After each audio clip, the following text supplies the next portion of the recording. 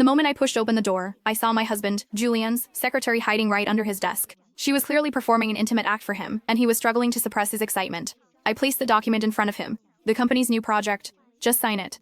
As expected, he didn't even glance at the document, signing it directly. Before leaving, I glanced under the desk. She can come out now. Julian instantly panicked, fumbling to zip up his pants. He probably thought I'd make a huge scene, just like I used to. But I just sneered, "Don't make your little plaything kneel too long. Her knees will hurt." With that, I slammed the door shut. He had no idea that what he'd just signed was our divorce agreement. Chloe's soft, whiny voice drifted from the office. "Mr. Hayes, you scared me to death just now." Julie unchuckled softly. His voice was husky with a hint of intimacy. "What's there to be scared of? She wouldn't eat you. But she's your wife. She's very understanding. See, she just left on her own, didn't she?" I stood outside the door, the hallway light slanting across my feet. Chloe's voice grew even softer. "So tonight, are you still coming home?" "Fun is fun," Julian said nonchalantly, "but home is still home." Chloe giggled. "Mr. Hayes, anything she can do I can do too. Was I not pleasing you just now?" "You're different from her," he replied lazily. "She's stubborn as a mule, but she can't leave me. You know how much trouble she caused with her family back then just to marry me. If I don't go home, would any of you little darlings out here even have a life?" He spoke of heavy past events as if whispering sweet nothings.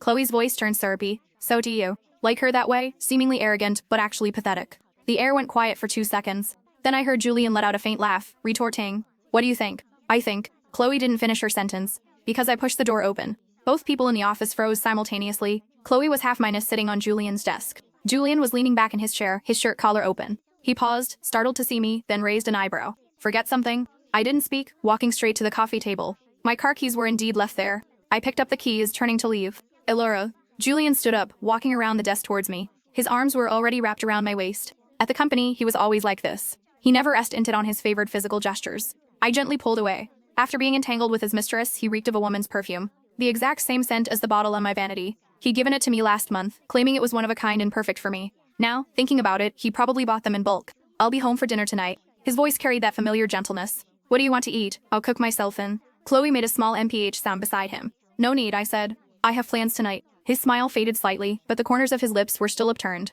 "What's wrong? Are you mad?" He leaned closer. "Because of Chloe? I told you, she's just a—" "I know," I gently interrupted. "She's an intern secretary, and she needs her hands minus on guidance." As for what kind of guidance, that depended on his needs. He paused, momentarily stunned. He probably hadn't expected me to neither make a fuss nor even bother with sarcasm this time. He raised a hand to touch my face, but I had already taken a step forward. "All right," he shrugged, changing his grip to my arm. "Whatever it is, be home before 9. Chloe let out a small snicker beside us. I glanced at her, and she met my gaze. Compared to the women I'd dealt with before, she was too well minus protected. Her eyes held unconcealed triumph and provocation. Youth truly is wonderful. Looking at that vibrant face, I almost felt like I was back to my 20 seconds, that summer I ran from the facility, protected in Julian's arms.